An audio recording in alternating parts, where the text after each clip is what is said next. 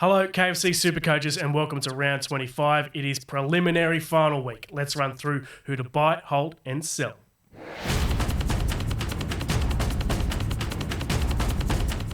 Tino for Asmawale is the most purchased player this week. He is the best of the best in the front row. He's a fair way clear in terms of average per game.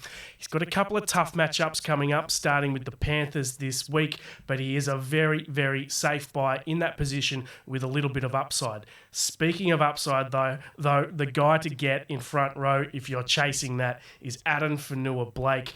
He's got a great try-scoring record and 3 easy matchups for the run home. Cameron Munster, I think, is almost a must-have for these final 3 games. 2 really good matchups in the next 2 against Dragons and Titans.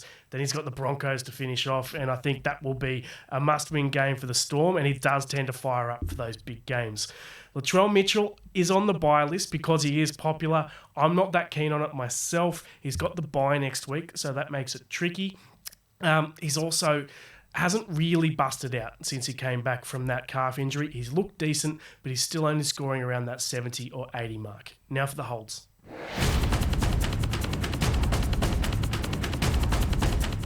Reece Walsh, like all Broncos, has the bye this week.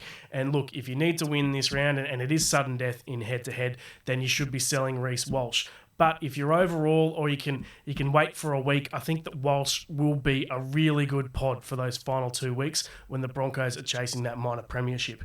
Speaking of that, Payne Haas, for very similar reasons, I think is a hold, and I'm an overall player. If you need to get someone in like Tino to win you a head-to-head this week, then do it. But I think Haas will play massive minutes over those final 2 games.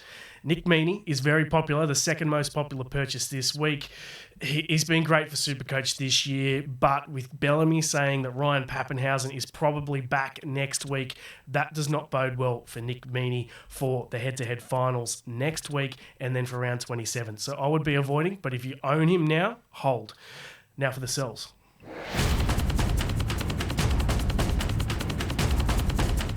Jacob Preston is out for 2 weeks with suspension. He's copped that ban. So that means he's back for round 27. A lot of people are selling, obviously, but for me, he's out of my 17. So there's no point in selling, and I've got him as cover for round 27.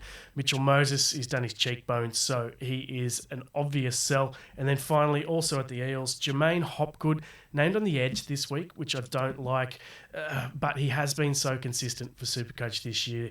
He's got that bye coming up in round 27, so I'm on the fence here, but I can understand why people are selling. That is it for Buy, Hold, Sell. Round 25. We'll see you for the Game Day podcast, 11 a.m. on Thursday. See you then.